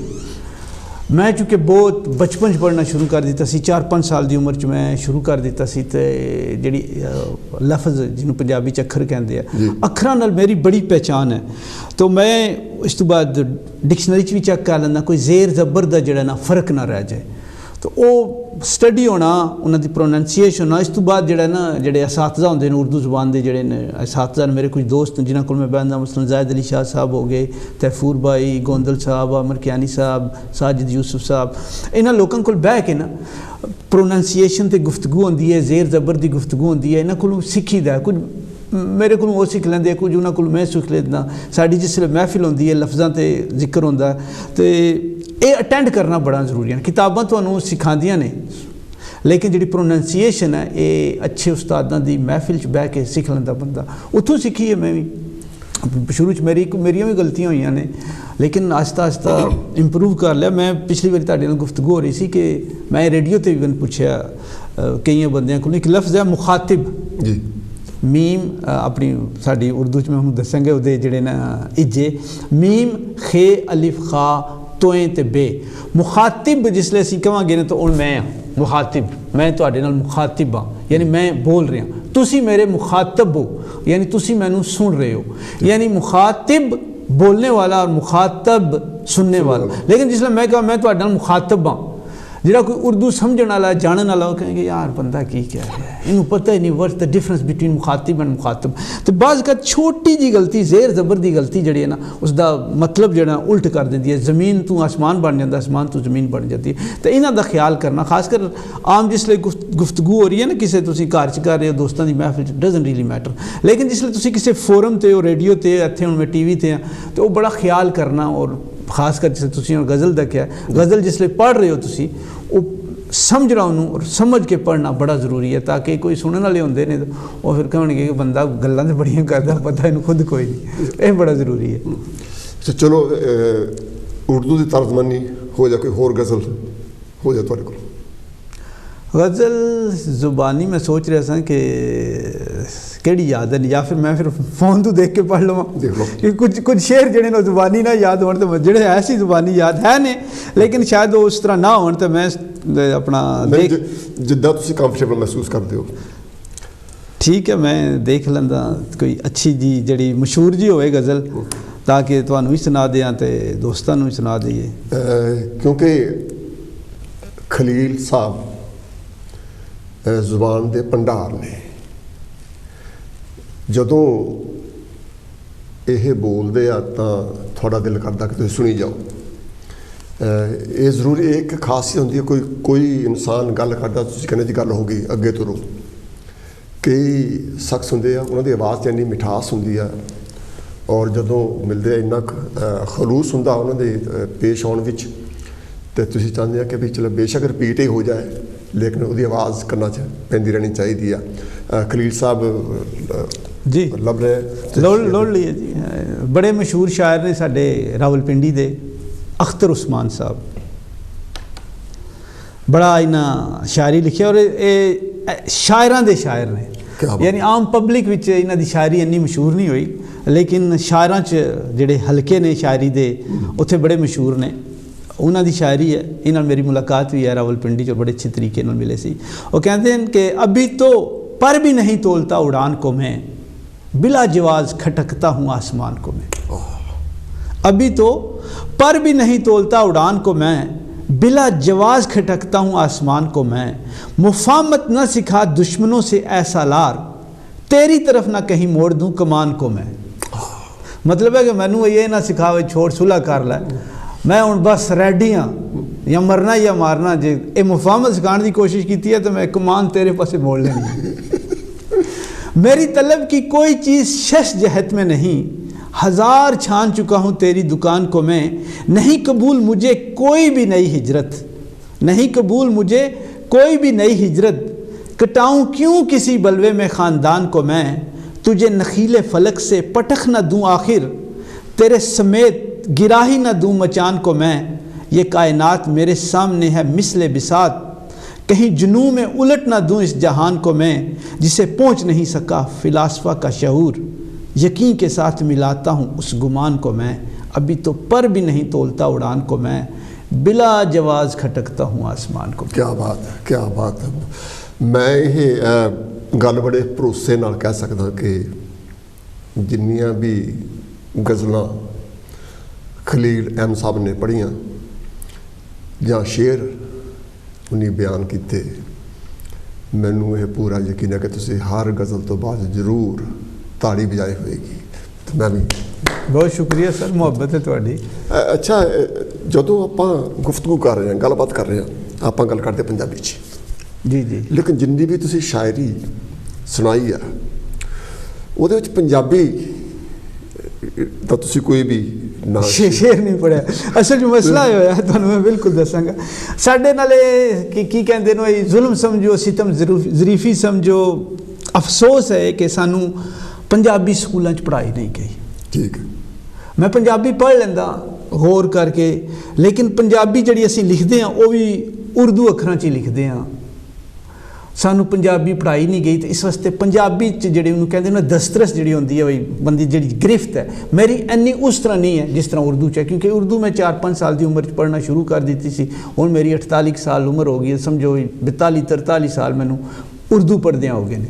ਅਤੇ ਉਰਦੂ ਮੈਂ ਠੀਕ ਪੜ੍ਹ ਲੈਂਦਾ, ਲੇਕਿਨ ਪੰਜਾਬੀ ਪੜ੍ਹਦਿਆਂ ਮੈਨੂੰ ਮੁਸ਼ਕਿਲ ਪੇਸ਼ ਆਉਂਦੀ ਹੈ। ਬਾਜ਼ ਕਤ ਹੁੰਦਾ ਕੋਈ ਅੱਖਰ ਐਸੇ ਹੋ ਜਾਂਦੇ ਨੇ, ਕਿਸੇ ਵੇਲੇ ਮੈਂ ਪੰਜਾਬੀ 'ਤੇ ਅਟਕ ਜਾਂਦਾ, ਸੋਚਦਾ ਇਹ ਸਕੂਲਾਂ 'ਚ ਨਹੀਂ ਪੜ੍ਹਾਈ ਗਈ ਸਾਡੇ ਪੂਰੇ ਪੰਜਾਬ 'ਚ, ਸਾਨੂੰ ਕਿਸੇ ਸਕੂਲ 'ਚ ਨਹੀਂ। ਹਾਂ, ਅੱਗੇ ਜਾ ਕੇ ਨਾ ਜਿਸ ਲਈ ਅਸੀਂ ਗ੍ਰੈਜੂਏਸ਼ਨ ਕੀਤੀ ਉੱਥੇ ਆਪਸ਼ਨਲ ਸੀਗੀ, ਲੇਕਿਨ ਉੱਥੇ ਫਾਇਦਾ ਨਹੀਂ ਹੋਇਆ। ਉਹ ਗੱਲ ਨਹੀਂ ਜਿਹੜੀ ਬਚਪਨ ਤੋਂ ਬੰਦਾ ਪੜ੍ਹਨਾ ਸ਼ੁਰੂ ਕਰਦਾ ਨਾ, ਉਹ ਇੱਕ ਬੁਨਿਆਦ ਬਣ ਜਾਂਦੀ ਹੈ। ਸਾਨੂੰ ਪੜ੍ਹਾਈ ਨਹੀਂ ਗਈ, ਇਸ ਵਜ੍ਹਾ ਤੋਂ ਇਹ ਥੋੜ੍ਹਾ ਹੈ ਮੁਸ਼ਕਿਲ ਹੈ ਸਾਨੂੰ ਪੇਸ਼। ਕਿਉਂਕਿ ਪਾਕਿਸਤਾਨ ਵਿੱਚ ਜਿਹੜੀ ਪੰਜਾਬੀ ਬੋਲੀ ਜਾਂਦੀ ਹੈ ਉਹਦਾ ਮਿਆਰ ਬਹੁਤ ਹਾਈ ਹੈ।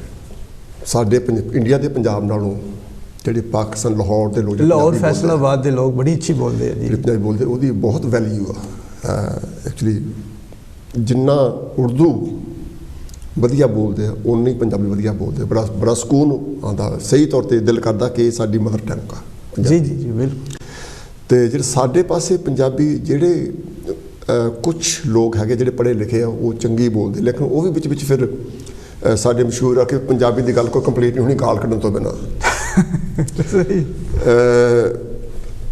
ਇੱਕ ਕਾਫੀ ਚਿਰ ਪਹਿਲਾਂ ਇੱਕ ਲਤੀਫਾ ਟਾਈਪ ਗੱਲ ਸੁਣੀ ਸੀ, ਉਹ ਕਹਿੰਦੇ ਕਿ ਅਗਰ ਤੁਸੀਂ ਕਿਸੇ ਨੂੰ ਇਹ ਦੱਸਣਾ ਕਿ ਤੁਸੀਂ ਜ਼ੁਬਾਨ ਦੇ ਬਹੁਤ ਮਾਰ ਤੋਂ ਉਰਦੂ ਬੋਲੋ, ਅਗਰ ਤੁਸੀਂ ਕਿਸੇ ਦਾ ਰੋਹ ਪਾਉਣਾ ਤਾਂ ਅੰਗਰੇਜ਼ੀ ਬੋਲੋ, ਅਗਰ ਤੁਸੀਂ ਗਾਲ ਕੱਢਣੀ ਤਾਂ ਪੰਜਾਬੀ 'ਚ ਕੱਢੋ ਕਿ ਮੂੰਹ ਭਰ ਜਾਂਦਾ। ਜੀ ਜੀ, ਇਹ ਅਸੀਂ ਪੰਜਾਬੀਆਂ ਨੇ ਖੁਦ ਹੀ ਗੱਲ ਬਣਾਈ ਹੈ, ਜੋਕ ਬਣਾਈ ਇੱਦਾਂ ਦੇ। ਕਿਉਂਕਿ ਜਿਹੜੀ ਜ਼ੁਬਾਨ ਕੋਈ ਵੀ ਆ ਉਹਨੂੰ ਤੁਸੀਂ ਜਿੰਨਾ ਮਰਜ਼ੀ ਅੱਛਾ ਬਣਾ ਲਓ, ਜਿੰਨਾ ਮਰਜ਼ੀ ਤੁਸੀਂ ਉਹਦੀ ਤੋਹੀਨ ਕਰ ਲਓ, ਤੁਹਾਡੇ ਆਪਣੇ 'ਤੇ ਆ।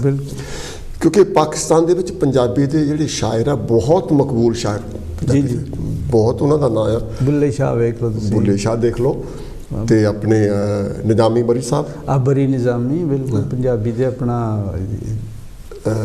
ਬਿਟਾਈ, ਅਬਦੁਲ ਲਤੀਫ ਬਿਟਾਈ ਸਾਹਿਬ ਹੈ, ਅਕਬਾਊ ਸਾਹਿਬ ਹੈ, ਆਪਣਾ ਮੀਆਂ ਸਾਹਿਬ ਖੜੀ ਸ਼ਰੀਫ ਵਾਲੇ ਮੀਆਂ ਮੁਹੰਮਦ ਜਿਹਨਾਂ ਸੈਫ ਉਲ ਮਲੂਕ ਲਿਖਿਆ ਜੀ। ਹਾਂ, ਇੱਕ ਹੋਰ ਗੀਤ ਗੀਤ ਕਾਫੀ ਅੱਛੇ ਲਿਖਦੇ ਆ, ਕੀ ਉਹ ਨਾਮ ਜਾਂਦਾ, ਅਖਤਰ ਹੁਸੈਨ ਅਖਤਰ, ਹਾਂਜੀ ਉਹ ਵੀ ਹੈ। ਅਤੇ ਇੱਕ ਜਾਵੇਦ ਉਹਨਾਂ ਦਾ ਨਾਮ ਮੇਰਾ ਖਿਆਲ, ਉਹਨਾਂ ਦੀ ਕਵਾਲੀ ਕਾਫੀ ਪਪੂਲਰ ਹੋਈ ਸੀ ਨੁਸਰਤ ਸਾਹਿਬ ਦੀ।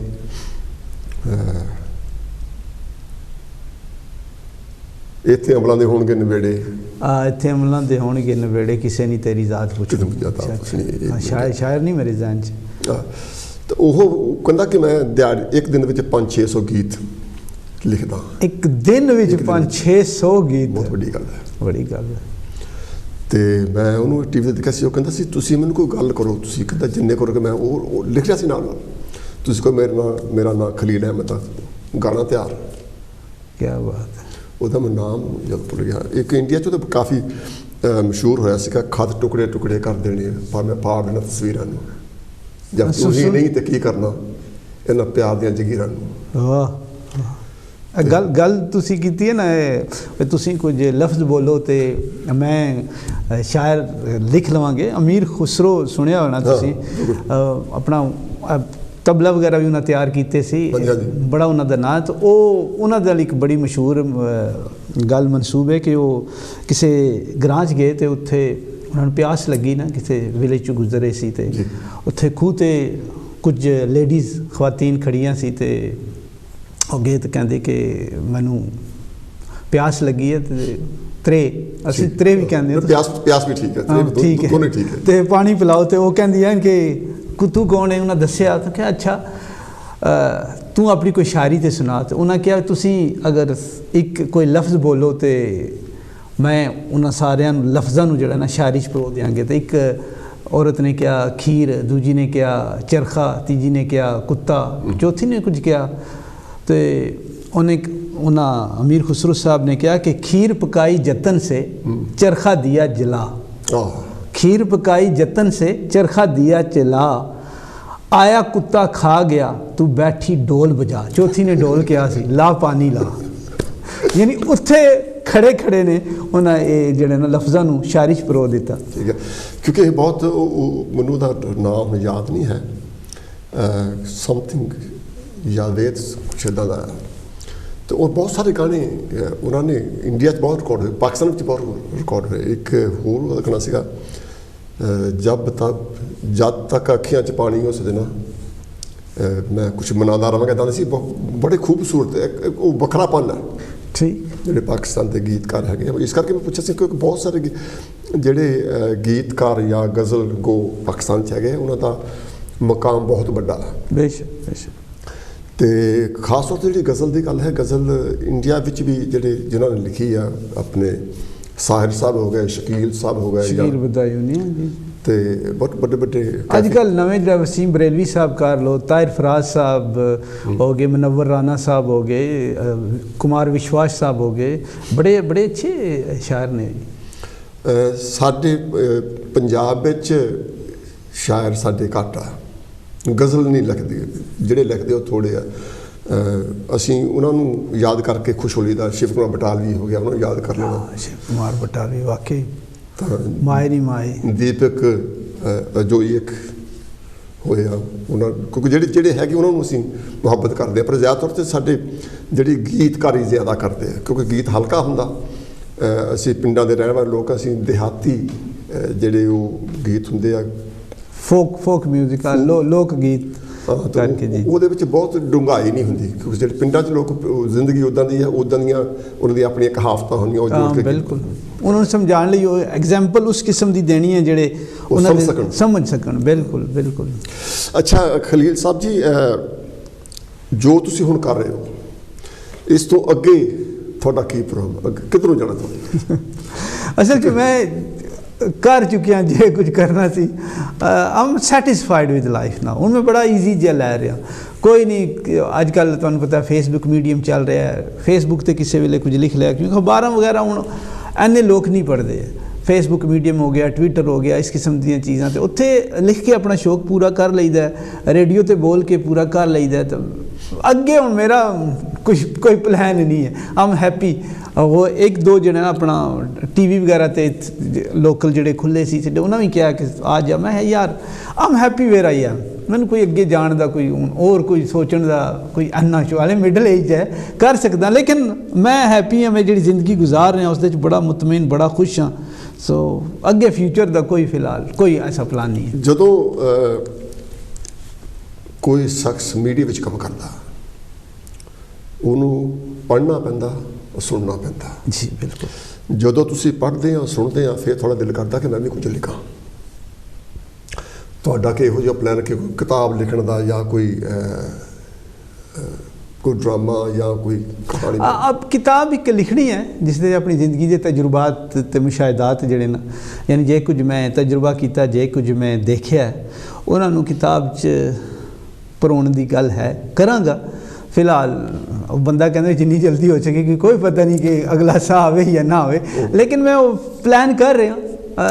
शायद कुछ सालों तक कोई एक अद किताब जड़ा लिखा। काफ़ी दोस्त भी मेरे जोड़े करीबी कहते एक अद किताब तो लिख जा, तेरा नाम ही किताब वाले बंद आ जाए, यानी साहब ये किताब तू ही हो जाए। तो है प्लान, लेकिन इट विल टेक टाइम। मैं इस करके ये जिक्र किया एक इत्थे इंडिया तो पब्लिशर आया था, मैं ਉਹਦੀਆਂ ਮੀਟਿੰਗਾਂ 'ਚ 2-3 ਵਾਰੀ ਮੈਨੂੰ ਆਪਣੀਆਂ ਕਵਿਤਾਵਾਂ ਬੋਲਣ ਦਾ ਮੌਕਾ ਮਿਲਿਆ। ਤਾਂ ਉਹ ਮੈਨੂੰ ਕਹਿੰਦਾ ਕਿ ਧਰਮਚੰਦ ਤੇ ਕੋਲ ਕਿੰਨੀਆਂ ਹੋਣਗੀਆਂ ਲਿਖੀਆਂ? ਮੈਂ ਕਿਹਾ ਕੋਈ ਹੋਣਗੀਆਂ 65-70 ਕਹਿੰਦਾ ਤੇ ਇਹ ਤੇਰੇ ਜਿਹੜੇ ਵਰਕੇ ਆ ਵਰਖਾ ਇਹ ਇੱਦਾਂ ਹੀ ਖਰਾਬ ਹੋ ਜਾਣੇ ਆ, ਤੂੰ ਇਹਨਾਂ ਨੂੰ ਇਕੱਠੀਆਂ ਕਰ।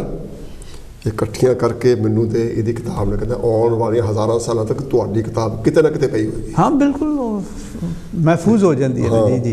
तो मैं इसे करके मैं 2 लिखियां छोटियां छोटियां किताबां। अच्छा तुहाडियां अपनियां 2 किताबां है ने जी? वेरी गुड जी। ते वो साडी पंजाबी च इस करके मैं तुहानूं देण लगा, फिर तुसीं पढ़ नहीं सकदे। हाँ मैं पढ़ नहीं सकदा। ते इस करके जिहड़ा लिख सकदा, क्योंकि दूसरी गल ये है कि जिहड़ी हुण जिंदगी हुण साडी है, हुण असीं होर तरह जिंदगी जी रहे हैं। जिहड़े साडे आउण वाले बच्चे आ उन्होंने जिंदगी में चेंज आएगी। बिल्कुल आ गई। वो जो टाइम आ टाइम के मुताबिक सब कुछ चेंज होता।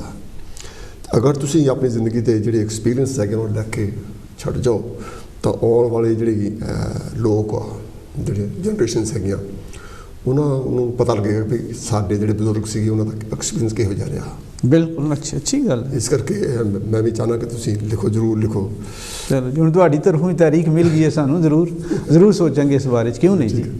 तो आप प्रोम खत्म कर दो पहला मैं चाहना कि गज़ल एक अद्धी जरूर होनी चाहिए, क्योंकि मेरा मकसद सुन लिया इसी करके सी। अच्छा इसका मतलब तुसी गज़ल वाला प्रोग्राम सुनते हो साडा? बिल्कुल बिल्कुल, क्योंकि मैं आप गज़ल मैनू बड़ी पसंद है। हसन रज़ा साहब ने भी रावलपिंडी के शायर ने, बड़ी मशहूर इन्हों की गज़ल हुई है, मुन्नी बेगम ने भी पढ़ी है गाई है। आवारगी में हद से गुजर जाना चाहिए। हाँ ठीक है। आवारगी में हद से गुजर जाना चाहिए, लेकिन कभी कभार तो गर जाना चाहिए। असी वैसे घर रोज़ जाते हैं, आवारगी किसे लिए करीदा है। आवारगी में हद से गुजर जाना चाहिए, लेकिन कभी कभार तो गर जाना चाहिए। इस बुत से इश्क कीजिए लेकिन कुछ इस तरह, पूछे कोई तो साफ मुकर जाना चाहिए। ज़रूरी है मुकरना भी बाज़। मुझसे बिछड़ के इन दिनों किस रंग में है वो, मुझसे बिछड़ के इन दिनों किस रंग में है वो, ये देखने रकीब के घर जाना चाहिए। नादान जवानी का ज़माना गुजर गया, नादान जवानी का ज़माना गुजर गया, नहीं साडा नहीं है। अब आ गया बुढ़ापा सुधर जाना चाहिए। रब्बे विसाल वसल का मौसम तो आ चुका, रब्बे विसाल वसल का मौसम तो आ चुका, अब तो मेरा नसीब संवर जाना चाहिए। बैठे रहोगे दश्त में कब तक हसन रज़ा, हसन अब्बास रज़ा साहब की शायरी है जी कि बैठे रहोगे दश्त में कब तक हसन रज़ा, जीना अगर नहीं है तो मर जाना चाहिए। आवारगी में हद से गुजर जाना चाहिए, लेकिन कभी कभार तो कर जाना चाहिए। खलील साहब मैं गुस्ताखी माफ़ करो, मैं कोशिश की है तो काफ़ी गल्लां पता करन दी, तुहाडी जिंदगी का कोई पहलू जिन्हों मैं छू ना सकिया हूँ, मैं टच ना कर सकिया हूँ। अगर तुसी कुछ कहना चाहते हो अपनी जिंदगी के बारे या कुछ साढ़े वर्गे नादान बंदे कुछ जानकारी देने वास्ते तुसी कह सकते हो? वैसे एक मैसेज है मेरा कि कुछ लोग होंगे है कि जेड़े ना ਕਿਸੇ ਨਾਲ ਅਕੀਦੇ ਦਾ ਸਹਾਰਾ ਲੈ ਕੇ ਦੂਜੇ ਬੰਦਿਆਂ ਨਾਲ ਨਫ਼ਰਤ ਕਰਦੇ ਆ, ਜਿਹਨੂੰ ਅਸੀਂ ਆਪਣੀ ਜ਼ੁਬਾਨ ਸ਼ਿੱਦਤ ਪਸੰਦੀ ਕਹਿੰਦੇ ਆ। ਸ਼ਿੱਦਤ ਪਸੰਦੀ ਨਹੀਂ ਹੋਣੀ ਚਾਹੀਦੀ। ਮਸਲਨ ਕਿਸੇ ਦਾ ਕੋਈ ਤਿਉਹਾਰ ਹੈ, ਲਵ ਮੈਸੇਜ ਦੇਣਾ ਚਾਹੀਦਾ, ਪਿਆਰ ਬੜਾ ਮੈਸੇਜ ਦੇਣਾ ਚਾਹੀਦਾ। ਮਸਲਨ ਕੁਝ ਲੋਕ ਜਿਹੜੇ ਨੇ ਸਾਡੇ ਅਕੀਦੇ ਦੇ ਬੰਦੇ, ਉਹ ਕਹਿੰਦੇ ਜੀ ਮੈਰੀ ਕ੍ਰਿਸਮਸ ਨਾ ਕਹੋ ਦੂਜੇ ਨੂੰ, ਇਸ ਦੇ ਨਾਲ ਤੁਹਾਡੇ ਅਕੀਦੇ 'ਤੇ ਫਰਕ ਆਉਂਦਾ ਹੈ। ਮੈਂ ਇਸ ਕਿਸਮ ਦੀਆਂ ਗੱਲਾਂ 'ਤੇ ਯਕੀਨ ਨਹੀਂ ਰੱਖਦਾ। ਮੈਂ ਹਰ ਬੰਦੇ ਨਾਲ, ਚਾਹੇ ਕੋਈ ਕਿਸੇ ਵੀ ਰਿਲੀਜਨ ਦਾ ਹੈ ਜਾਂ ਰਿਲੀਜਨ ਨੂੰ ਨਹੀਂ ਵੀ ਮੰਨਦਾ, ਮੈਂ ਉਹਦੇ ਨਾਲ ਇੱਕ ਇਨਸਾਨੀਅਤ ਦੇ ਨਾਤੇ ਉਸ ਦੇ ਨਾਲ ਪਿਆਰ ਕਰਾਂਗਾ, ਉਹ ਮੇਰੇ ਨਾਲ ਪਿਆਰ ਕਰੇਗਾ। ਜਬ ਤੱਕ ਅਸਾਂ ਦੋਵਾਂ ਦੇ ਆਪਸ ਤਾਲੁਕ ਠੀਕ ਨੇ, ਅਗਰ ਮੁਹੱਬਤ ਕਰਦਾ ਤਾਂ ਮੁਹੱਬਤ ਕਰਾਂਗਾ। ਔਰ ਮੈਂ ਇਹੋ ਕਹਾਂਗਾ ਕਿ ਮੁਹੱਬਤ ਦਾ ਮੈਸੇਜ ਸਾਰਿਆਂ ਨੂੰ ਦੇਣਾ ਚਾਹੀਦਾ। ਇਹਨਾਂ ਅਕਾਇਦ ਤੋਂ ਬਾਲਾਤਰ ਹੋ ਕੇ ਇੱਕ ਦੂਜੇ ਨਾਲ ਪਿਆਰ ਕਰੋ, ਮੁਹੱਬਤ ਕਰੋ ਤੇ ਖੁਸ਼ ਰਹੋ। ਮੇਰੀ ਇਹ ਜ਼ਿੰਦਗੀ ਦਾ ਇੱਕ ਜਿਹੜਾ ਹੈ ਪਹਿਲੂ ਹੈ, ਇਹ ਮੈਂ ਸਿੱਖਿਆ ਕਿ ਇਨਸਾਨੀਅਤ ਜਿਹੜੀ ਹੈ ਨਾ ਜ਼ਿਆਦਾ ਇੰਪੋਰਟੈਂਟ ਹੈ, ਪਿਆਰ ਮੁਹੱਬਤ ਜ਼ਿਆਦਾ ਇੰਪੋਰਟੈਂਟ ਹੈ ਬਨਿਸਬਤ ਤੁਹਾਡੇ ਉਹਨਾਂ ਅਕਾਇਦ ਤੋਂ ਜਿਹੜੀ ਤੁਹਾਨੂੰ ਨਫ਼ਰਤ ਸਿਖਾਉਂਦੇ ਆ। ਖਾਲਿਦ ਸਾਹਿਬ ਤੁਹਾਡਾ ਬਹੁਤ ਬਹੁਤ ਥੈਂਕ ਯੂ। ਸ਼ੁਕਰੀਆ ਧਰਮਚੰਦ ਜੀ, ਬੜੀ ਮੁਹੱਬਤ, ਬੜਾ ਅੱਛਾ ਲੱਗਾ ਤੁਹਾਡੇ ਨਾਲ ਗੁਫ਼ਤਗੂ ਕਰਕੇ ਤੇ it was really nice. Thank you very much. ਇਹ ਸਨ ਜੀ ਰੇਡੀਓ ਪ੍ਰੈਜ਼ੈਂਟਰ ਖਾਲਿਦ ਅਹਿਮਦ ਸਾਹਿਬ, ਜਿਨ੍ਹਾਂ ਨੂੰ ਮਿਲ ਕੇ, ਇਹਨਾਂ ਨਾਲ ਪ੍ਰੋਗਰਾਮ ਕਰਕੇ ਮੈਨੂੰ ਬਹੁਤ ਖੁਸ਼ੀ ਮਹਿਸੂਸ ਹੋਈ ਔਰ ਮੈਂ ਸ਼ੋਰ ਹਾਂ ਕਿ ਤੁਸੀਂ ਵੀ ਇੰਜੋਏ ਕੀਤਾ ਹੋਵੇਗਾ। ਕਾਂਸ਼ੀ ਟੀਵੀ ਤੁਹਾਡੀ ਖਿਦਮਤ 'ਚ ਪ੍ਰੋਗਰਾਮ ਕਰਦਾ, ਲੇਕਿਨ ਸਪੋਰਟ ਤੋਂ ਬਿਨਾਂ ਕੋਈ ਵੀ ਬੰਦਾ ਕਾਮਯਾਬ ਨਹੀਂ ਹੋ ਸਕਦਾ। ਤੁਹਾਡੀ ਸਪੋਰਟ ਹਮੇਸ਼ਾ ਹੀ ਕਾਂਸ਼ੀ ਟੀਵੀ ਨੂੰ ਚਾਹੀਦੀ ਆ। ਅੱਜ ਲਈ ਇੰਨਾ ਹੀ। ਮੈਂ ਤੁਹਾਨੂੰ ਮਿਲੂੰਗਾ ਅਗਲੇ ਹਫ਼ਤੇ। ਆਪਣਾ ਰੱਖਿਓ ਖਿਆਲ। ਛੁੱਟੀਆਂ ਵਿੱਚ ਖਾਣਾ ਪੀਣਾ ਹਿਸਾਬ ਨਾਲ ਮਿਲਾਂਗੇ ਅਗਲੇ ਹਫ਼ਤੇ। Thank you very much. Bye.